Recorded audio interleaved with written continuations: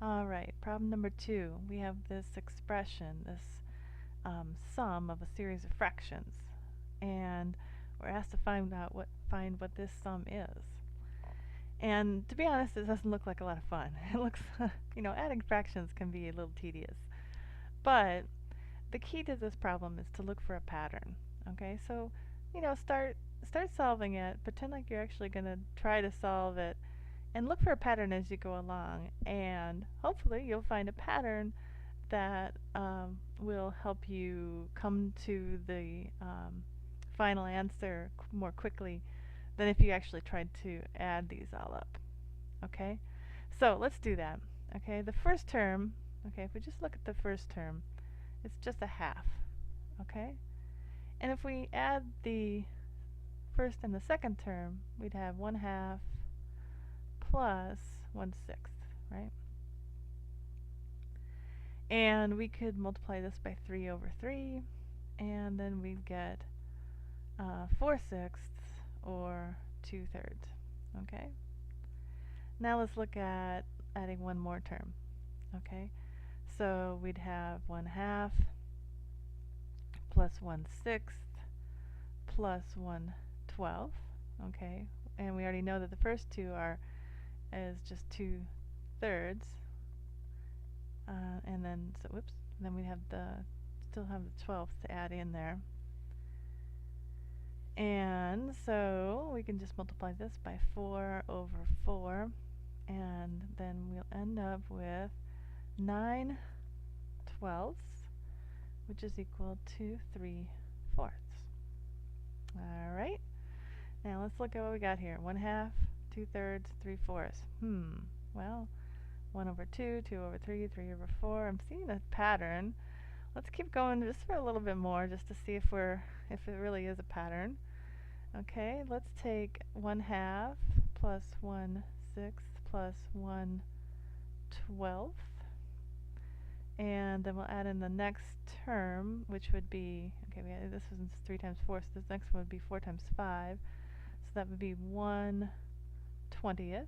Okay, so that's 3/4 plus 1/20. I can multiply this by 5 over 5, and then we have 16/20 or 4/5. Well, that's, I guess, what I would have predicted, right? Because we have a 1 over a 2, a 2 over 3, a 3 over 4, so I would have predicted that this would be a 4 over 5. So it looks like there's a pretty good chance that that the next one would be 5 over 6, and the next one would be 6 over 7. Okay, and if we you could do a couple more, but I would say there's a pretty good chance that if you look at the denominator, well, let's look at the numerator of the first. We didn't add anything, but the first term of the series would be 1 over 2. So it's the 1, the first number is the numerator, and the second number is the denominator. Okay, and then when we add in the second term, we can look at the second term of this equation, and so it comes out to be 2 over 3. Okay, so, and this is when we add in the third term, we get 3 over 4. Okay, so there's a correlation here between these two numbers in the denominators of the terms that we're adding together, and the fraction that results. Okay, so based on inductive reasoning, which is just reasoning based on observation. Okay, I'm observing that there's this pattern. So based on observation, I would say that this would be equal to 49 out of 50. And you would be right, okay? But it still leaves you feeling a little bit uncomfortable, because it's like, well, is that really true? Is that pattern going to continue, or is there going to be an exception somewhere? So I actually want to show you a different way to approach this problem, and that is to rewrite each of these terms in a different way. Okay, so I can actually rewrite 1 over 1 times 2 as 1 minus a half, right? You'd agree with that. 1 minus a half is the same as that. Okay, and you can see that if we were gonna actually subtract this, we would multiply this by 2 over 2, right? And then so this would be 2 minus 1, and this would be 1 times 2. Okay, so all right, and then I'm actually going to write the next term as 1/2 minus 1/3. Now this, breaking this up isn't necessarily obvious, okay? It might take some finagling to see that you can do this, but it works, right? Because I mean, look at this. If I multiplied this by 3 over 3 and 2 over 2, right?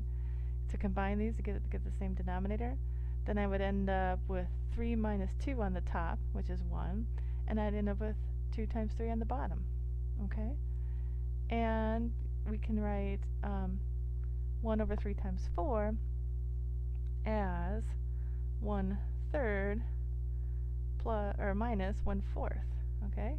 Alright, so if I multiply this by 4 over 4 and the second term by 3 over 3, then I'd end up with 4 minus 3 on the top and 4 times 3 on the bottom. Okay? So I could keep adding, and then we can break 1 over 49 times 50 into what? It would be 1 over 49 minus 1 over 50. Okay? Does that make sense? And you can prove it to yourself that works. This would be, 50 over 49 times 50 and 49 over 49 times 50. Okay? So we'd end up with 50 minus 49, which is 1 on the top, and 49 times 50 on the bottom. Okay? Does that make sense? So that corresponds with this last term. Alright? And, okay, so now let's take a look at this. This is actually called the telescoping series. Okay? And you can kind of imagine a telescope and how you can extend it and retract it. And you can see here, we can sort of retract this telescope by combining terms. Okay, so we have a minus 1/2 here, and we have a plus 1/2 here. Alright? So that's just 0. We have a minus 1/3 here and a plus 1/3 here, and that's just 0. And you know that the next term would be 1/4 minus 1/5, so we could actually, we don't have that written, but we can actually cancel that out because we know the next term. And all the terms in the middle are going to cancel out. This term previous is going to be 1/48 minus 1/49, okay? And so we'd have a minus 1/49, it's not shown here, and that would end up canceling with this positive 1/49 here. Alright, so now we've retracted the telescope, and we end up with 1 minus 1/50. Alright, and we can just take this, and this would be the same as 50 over 50, and we end up with 49 over 50 is the answer. And this answer actually makes me feel better. I feel like I've proved it to myself. Here we were using inductive reasoning. So we were just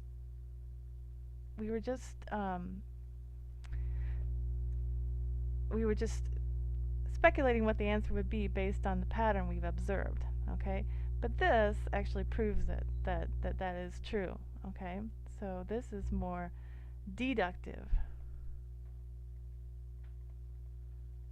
reasoning. Okay, so we've proved it by a more logical argument here. It's not quite, but I feel better about this one. I feel like this proves it. This just says it looks like that was the pattern, and so I would guess that's the answer. And that's a lot, in science. That's the That's what people do. There's no way to have a deductive argument. Maybe I shouldn't say no way, but but most of science is based on observation, and the more evidence that you find, the better you feel about your conclusion. Okay, and so science is generally based on inductive reasoning, whereas mathematics is based mostly on deductive reasoning, and so you can actually prove that things are true without having to just guess. All right. So there you go. The answer is 49/50.